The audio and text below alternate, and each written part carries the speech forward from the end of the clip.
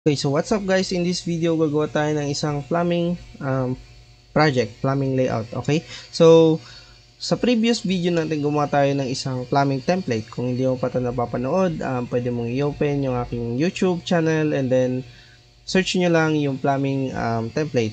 Ililink ko na rin dito sa description below para maklik ninyo ang mas madalian, okay? So, open na natin yung ating plumbing template.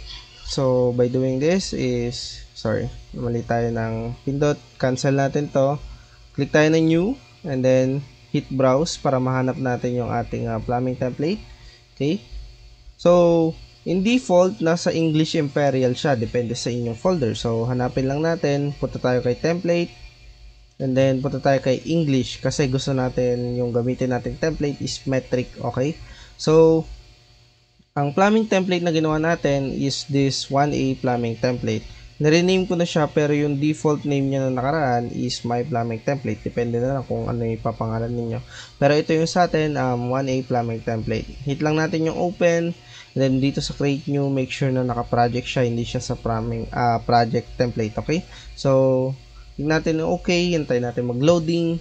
And after na mag-loading, make sure natin na okay na yung andito yung ating project browser. Kung wala man yung project browser, right click nyo lang ito under browsers, click nyo lang project browser and then right click nyo ulit, dito right click nyo ulit browser and open nyo naman yung property. Okay, right click and then checkan nyo tong property dialog. Okay, so lalabas yung property tab and then yun yung project browser tab. Okay, so let's go ahead and import naman natin yung ating architectural file, insert and then click Revit. Okay, so hanapin natin yung architectural file. Kung ano i-download niyo, nandiyan yung link niyan sa ating description. Okay, so kung saan nyo sinave, browse nyo lang itong BDM plumbing. Okay, and then hit nyo lang yung open. Okay, and then antayin nyo mag-loading. So maglo-load na ito. So ito na yung ating architectural file. Kung mapansin niyo, ito meron tayong sink, meron tayong kung ano. So para mabago ninyo ang inyong view, much better para sa akin pag maliit ang project lang. Di na ako gumagamit ng template view, no? So, or view template. So, ang ginagawa ko, pupunta lang ako dito sa ating property palette, and then under identity data, makikita nyo itong view template. Baguhin nyo lang, click nyo lang none, no? Para ma-customize natin na madalian. Okay? So, pag nabago nyo na, and then na-create nyo na none, gagawin lang natin, itong 1:100, babaguhin natin ng 1:25, and then itong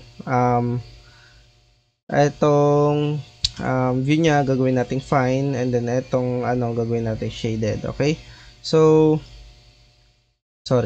shaded. Okay, so and then kung gusto ninyo para makita ninyo lalo na mas maganda, pwede nyo rin gawin is punta kayo dito kay view template, plumbing plan.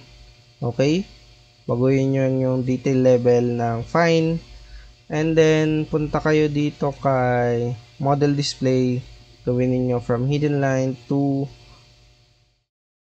shaded. Okay, and then apply, okay, apply, okay. So magkaiba siya ng view. Sa plumbing plan din kasi ang ginagawa nitong template na to is transparent yung mga architectural elements, no, like walls, like flooring and so on, no. So naka-default na yan sa template na yan. So ang babaguhin nyo na lang is pag click nyo to, baguhin nyo na lang yung detail level and then yung inyong model display. Okay, from gawin yung shaded, then click nyo lang apply, click okay. So spec natin in 3D view yung ating architectural. So ito yung ating 3D view, no. So kung makita ninyo, yan yung ating bahay.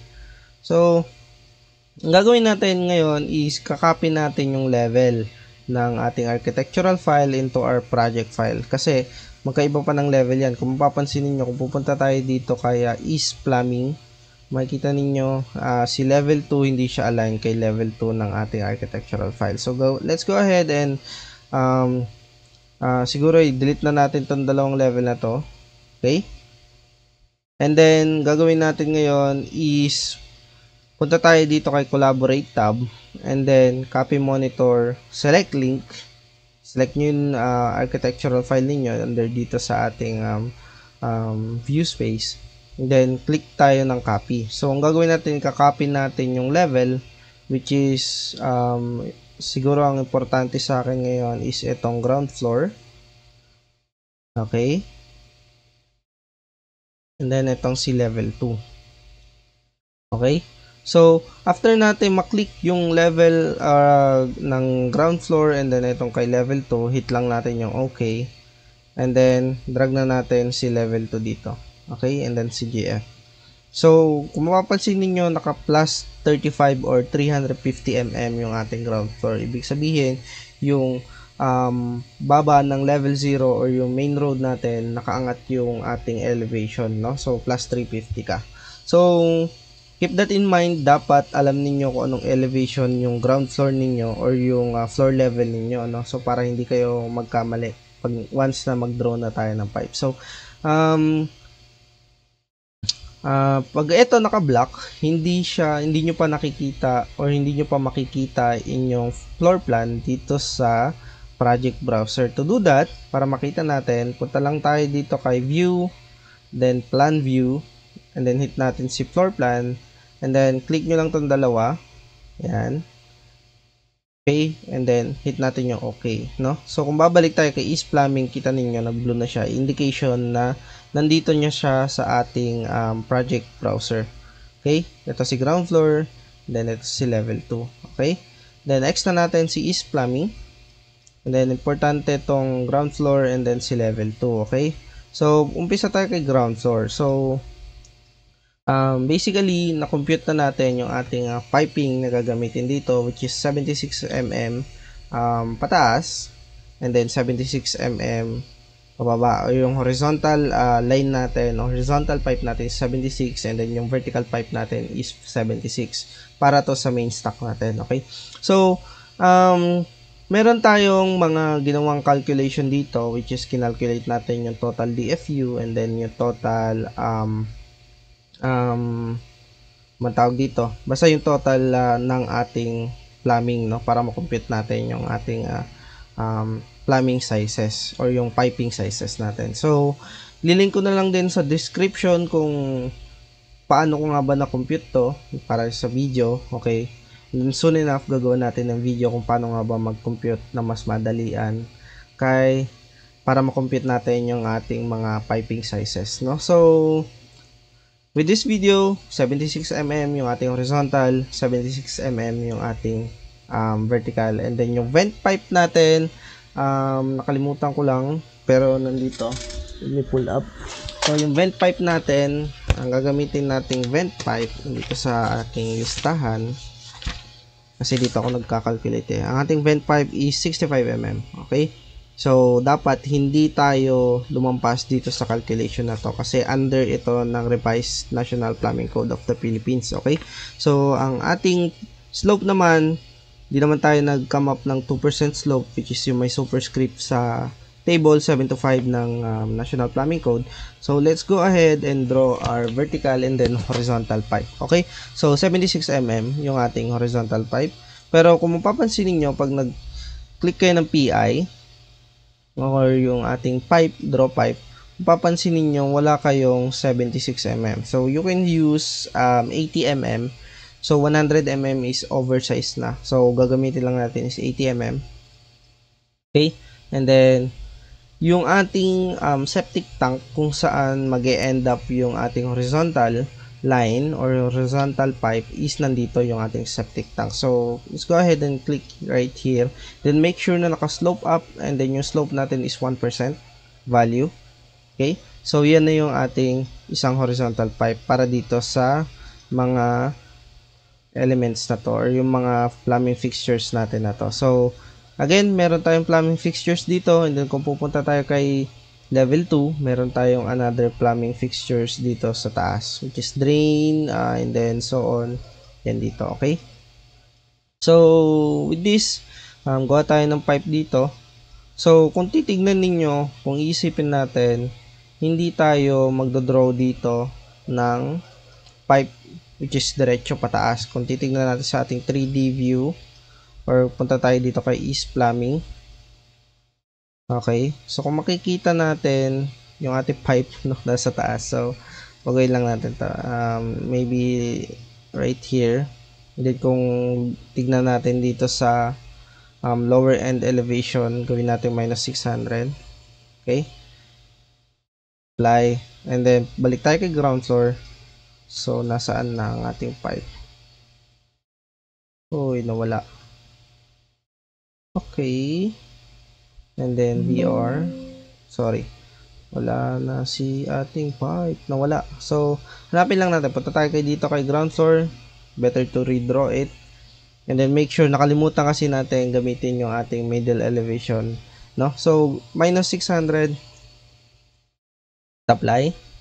And then, draw tayo dito. Make sure na yung slope value ninyo is nasa 1% and then slope up tayo. Okay?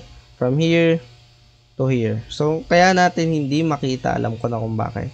So, dito, kay plumbing plan, kung mapapansin niyo at kung tignan natin yung ating view range, which is nasa ang bottom level natin, nasa associated level lang. So, gawin natin unlimited, and then gawin natin tong unlimited lahat. Okay? So, okay, hit apply, hit okay. So, kung mapapansin niyo, ito na yung ating pipe. Okay? Tignan natin kay East Plumbing, and then kay ground floor, ito yung ating pipe na naka-slope up. Kasi, hindi natin nakat yung ating view range kanina. So, babaguhin nyo lang, balik kayo dito kay view template, and then punta kayo dito kay view range, no? Kasi, hindi nyo matatype na VR. Kasi nga, naka-view template na tayo. So, para mabago lang natin to, isa lang yung way, which is pupunta kayo dito kay view template, and then kay plumbing plan, and then edit nyo lang yung view range, okay? So, gawin nyo unlimited lahat para makita ninyo kung ano yung nasa taas, kung ano yung nasa baba. Pero depende na rin sa inyo yon. Kung gusto ninyo, paglaruan ninyo kung ano yung ano. Pero basically, itong unlimited, which is, itong 1, yung top natin, primary range top, yan, dyan nag-e-end yung kung saan ang level siya, kung anong level ninyo, yung taas ninyo, dun nyo lang makikita, okay? And then kung dito sa bottom level, ito yun, bottom level, saan na nga yun? Hindi ko mabasa. Okay, ito yung view depth natin, and number 5, yung view primary range natin, ito yun. And then yung view depth natin, ito, number 6, no? So kung gaano kalalim yung titik, kung gaano kalalim yung makikita natin. Okay? So, hit apply nyo lang. Okay. Pag nagawa nyo na unlimited lahat, apply okay. And then, makikita nyo na yung pipe ninyo. So, another thing, CS tayo or create similar. And then, make sure na naka-inherit kayo sa elevation and then inherit size. Para yung pag-click nyo tong pipe na to is nasa same level na siya, which is minus 600 mm. Make sure pa rin na naka-slope up and then 1%. So, click tayo dito. And then, 135 degree. Punta tayo dito. Click nyo lang. And then, right here. Okay. No? So, bakit ko nga ba pinunta dito? Yung ating pipe. So, kasi kung makikita ninyo, gawa natin ng section kung bakit tayo nag-draw na lang sa ilalim ng pipe at hindi na natin inangat agad. Kasi kung makikita ninyo dito, magawin natin to fine and then shaded. Kasi kung makikita ninyo yung level 2 natin, wala tayong kisame. So, hindi tayo makakapag-draw ng pipe kung aangat agad tayo dito or liliko tayo dito and then didikit natin sa wall, tapos aangat tayo dito, pupunta tayo dito kay bathroom. Lilitaw yung ating pipe kasi nga, yung slab natin is 150 mm lang. And then, yung ating ground level, wala tayong kisame. So, hindi natin i-draw yung pipe dito pataas. Okay, so ginawa natin, draw tayong pipe, and then naangat na lang tayo dito. And then, kukonect tayo dito ng branches dito kay level 2, no? So, let's go ahead and balik tayo kay ground floor. So, CS tayo. Again, CS, and then, click nyo lang to sa dulo hanggang sa magkaroon siya ng point. Okay? And then, yung ating upper elevation, which is 2,700 mm. Okay? Apply nyo lang. And then, maybe clicking 45 degree and then dito. Okay? So, kung papunta kay level 2, yan yung itsura niya. Nasa level 2 na to. Should be yung on level 2. Okay? So, kung tignan ninyo, so kung hindi man tumugma yung 2,700 mm, gawin lang ninyo, click nyo lang yung pipe. Okay? So, may isa pa tayong nakalimutan, which is yung ipipin natin yung ating architectural file, no? So, click nyo lang yung inyong architectural file and then hit nyo tong pin. Okay? So, by doing that, hindi natin magagalaw yung ating architectural file. Kasi pag kanina hindi nakapin, mangyayari, mag-move yung ating architectural file. So, click nyo lang and then click nyo tong pin. Okay? So, balik tayo kay section or kay level 2. Okay? So, ito yung ating level 2. And then, punta kay section. Kung papansin niyo yung ating pipe is nakaangat. So, ang gagawin niyo is click, drag, and hit nyo lang yung arrow. And then, kung papansin niyo ito yung ating slab. Okay? Baba lang natin konti. Yan. Baba natin. Maybe right here. So, I think okay na tong nandito. So, DI lang natin for distance or click lang natin itong measure, then tignan natin kung hanggang saan. Okay, 2456. I think this is okay na. So, ang gagawin na lang natin isa, which is kasi nga kung titignan nyo dito, nasa ilalim na siya, and then kung papansin natin dito, frame ito ng window. Sino-notify na lang natin or inform natin si architect na, sir, dito ako nag-draw ng pipe, baka pwede babaan nyo na lang elevation and magkaroon tayo ng kisame dito para sa ating kasi kung mapapansin niyo, click natin to, drag, and then section box natin yung ating pipe. Papansin niyo yun yung isang kagandahan ng beam kasi makikita ninyo under 3D view, no? So, fine and then shaded. Papansin niyo may bintana tayo dito. Okay? So, pangit naman kung yung ating bintana is nakaangat doon and then makikita natin yung pipe. So, ino-notify na lang natin si architect na, sir, baka pwede natin lighten konti or babaan yung frame ng bintana and then magkaroon tayo ng kisame dito kasi nga yung ating pipe is dito dumaan. Okay? So, depende na lang din kay architect kung saan niya gusto magpadaan ng pipe. Under plumbing code, titignan natin kung possible yon. Pero, in this case, binigay lang sa ating architectural file, wala naman limitation kasi hindi niya alam kung paano gumawa ng pipe. So, gagawin natin ngayon, okay, balik tayo kay dito kay level 2. Okay na yan. Okay. And then, ang isa pang gagawin natin, ano pa bang gagawin natin? Create tayo ng branches. Okay. So, click tayo dito, and then CS. Click tayo, and then click. Sorry. So, nasa vent pipe yata ang ating system. Kasi mali ang ating ano. So, sanitary naman. Inherit size, inherit elevation, slope up tayo. Okay. Okay. Medyo mali. May mali. Kasi nga, dapat to, naka WYE. Okay. Try natin. Click lang natin to. Okay, dapat yan naka combination tayo.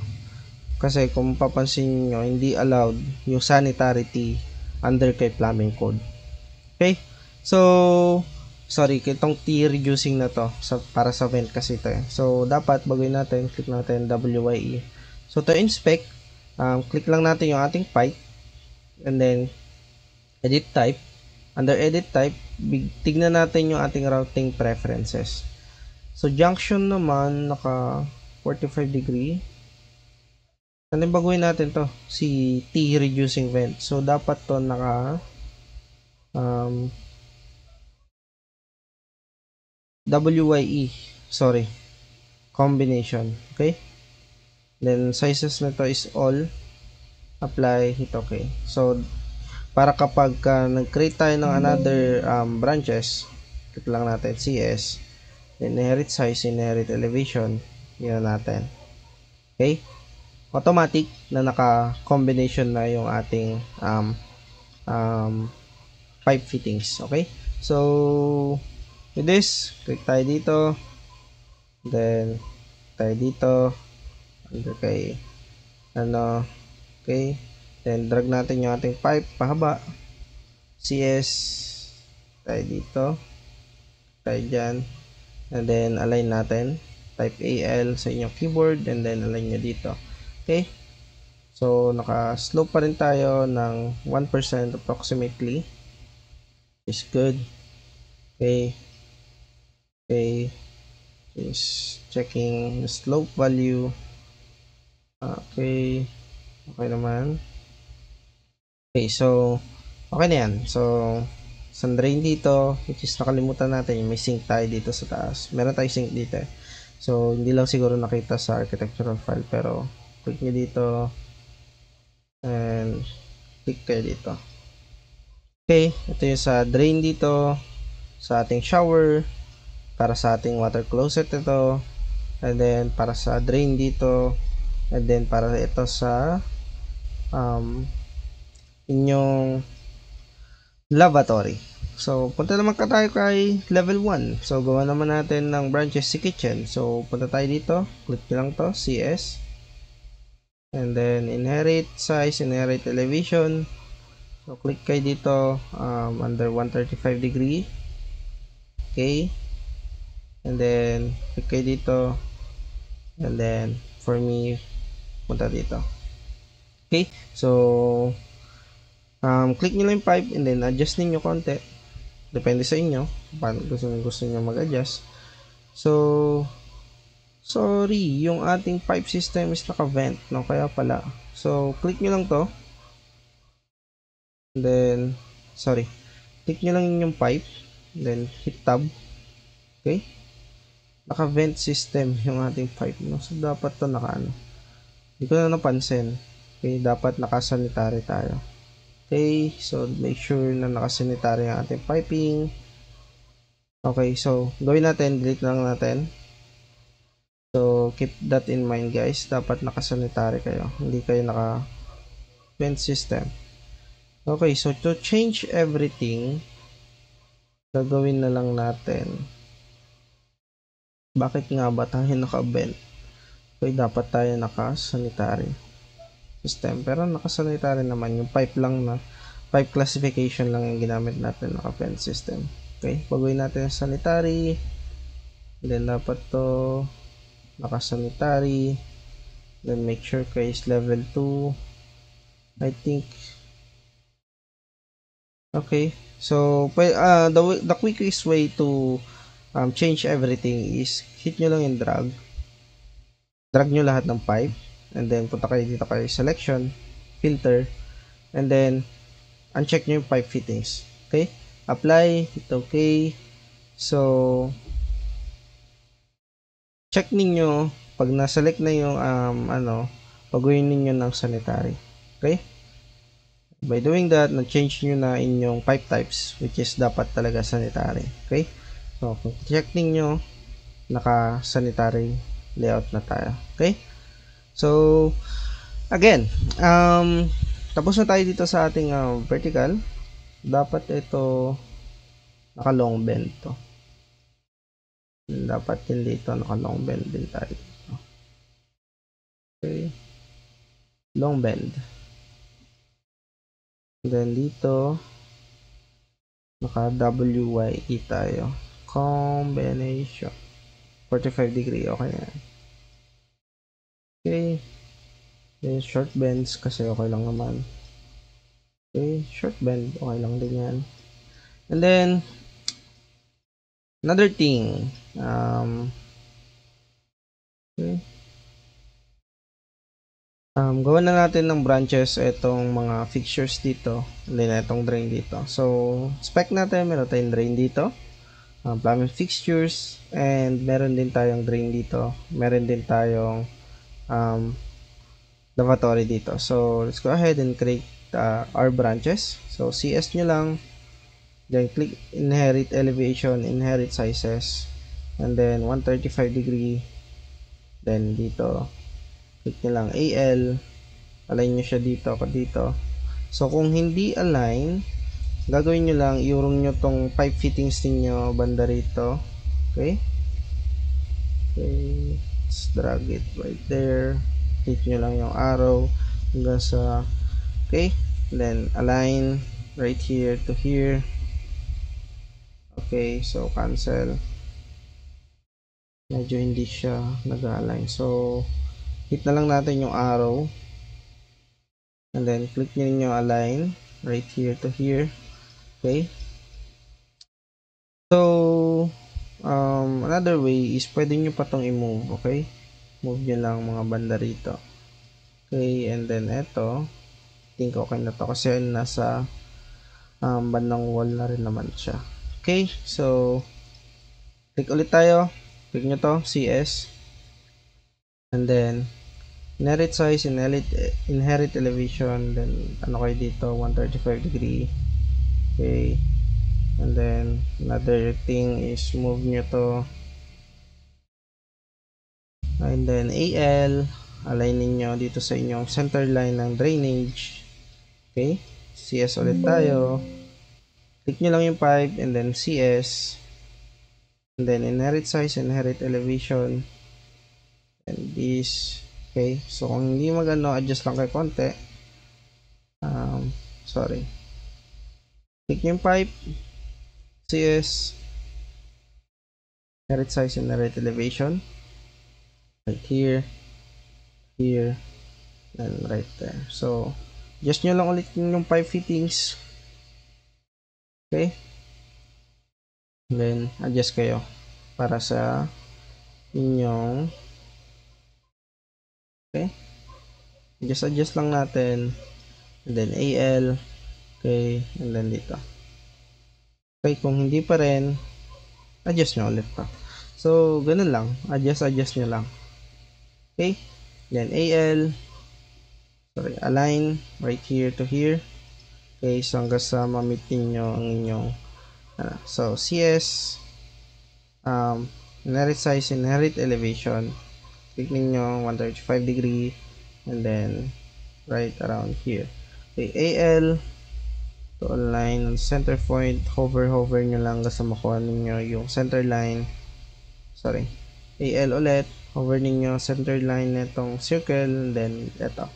Okay, so again, CS tayo para din dito kay so ang gagawin natin is vertical na to, ay straight 90 degree tayo dito, then dito. So hindi na siya fitted, so maybe dito na tayo gagawa. Okay, slope up 1 to percent,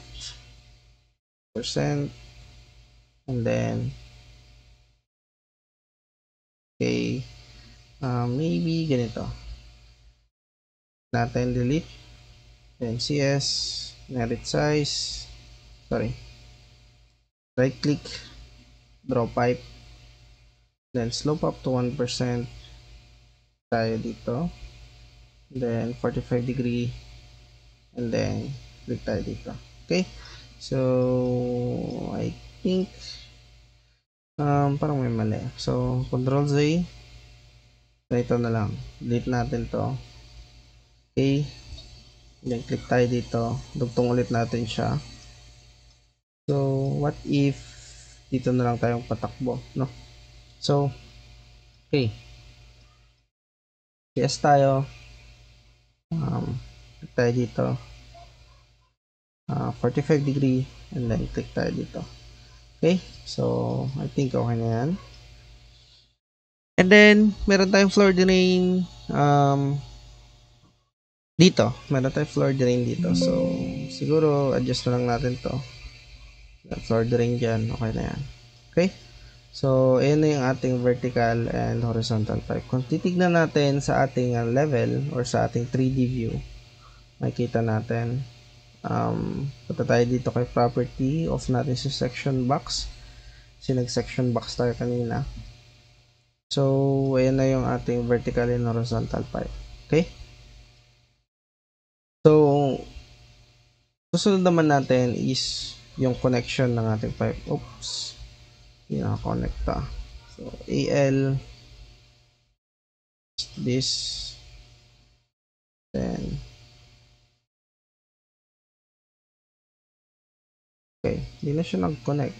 So, delete lang natin. Right click then draw pipe. Okay, 135 degree, then right here, then right around here. Okay, balik tayo kay ground floor. Sorry, naka level 1 pa tayo, pero it's okay kasi nga yung level elevation naman ng pipe natin is nasa baba. Okay, so yan na yung ating vertical and horizontal pipe, connecting din yung mga branches. So 1% yung ating slope dito, just make sure. And then bakit nga ba natin iniwan dito? Kasi dito tayo maglalagay ng clean outs. Okay, so okay na yan, and then okay na yan. So that's it guys. So I hope you learn something new dito sa ating pipe, no, sa ating plumbing project, no. So yan na yung ating vertical and then horizontal pipe, no. So kung gusto niyo pa makita yung pag-connect, kung paano tayo mag-connect sa mga branches, magli-link na lang ako ng another video or mag-upload ulit ako ng another video para naman sa tutorial kung paano i-connect yung mga branches ng ating pipe doon sa ating main stock. Okay, so that's it guys. Thank you for watching.